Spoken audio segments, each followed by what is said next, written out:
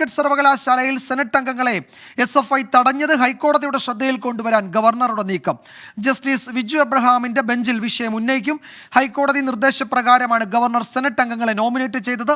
Governor nominate ചെയ്ത അംഗങ്ങളെയാണ് SFI തടഞ്ഞത്. ഈ സാഹചര്യത്തിലാണ് കോടതിയുടെ ശ്രദ്ധയിൽ വിഷയം ഉന്നയിക്കാൻ ചാൻസലർ ഒരുങ്ങുന്നത്. ശ്രീകാന്ത് വിവരങ്ങൾ നൽകും. ശ്രീകാന്ത്, എന്തായിരിക്കും ഇക്കാര്യത്തിൽ ചാൻസലർ കൂടിയായ ഗവർണറുടെ അടുത്ത നീക്കം? ഇന്ന് തന്നെ വിഷയം കോടതിയുടെ ശ്രദ്ധയിൽ കൊണ്ടുവരാനായിരുന്നു ഗവർണറുടെ അഭിഭാഷകൻ അഡ്വക്കേറ്റ് ഗോപകുമാരൻ നായർ ശ്രമിച്ചത്. പക്ഷേ ഇന്ന് ജസ്റ്റിസ് വിജു എബ്രഹാമിന്റെ ബെഞ്ച് സിറ്റിംഗ് അവസാനിപ്പിച്ചിറങ്ങിയിരുന്നു. അതിനാലാണ് നാളെ ഇത് കോടതിയുടെ മുന്നിലേക്ക് കൊണ്ടുവരാൻ പോകുന്നത്. ഗവർണർ ഹൈക്കോടതി നിർദ്ദേശപ്രകാരം നോമിനേറ്റ് ചെയ്ത സെനറ്റ് അംഗങ്ങളെ ആൾക്കൂട്ടം തടഞ്ഞു, SFI പ്രവർത്തകരുടെ നേതൃത്വത്തിൽ തടഞ്ഞു എന്നുള്ളതായിരിക്കും ചൂണ്ടിക്കാണിക്കാൻ പോകുന്നത്. കോടതി ഇലക്ഷൻ നടപടിയാണ് SFI പ്രവർത്തകരുടെ ഭാഗത്തു നിന്നും ഉണ്ടായത് എന്ന് കോടതി മുൻപാകെ ചൂണ്ടിക്കാട്ടും. ഗവർണറുടെ നിർദ്ദേശപ്രകാരമാണ് ഇത്തരമൊരു നീക്കം അഭിഭാഷകൻ നടത്തുന്നത്.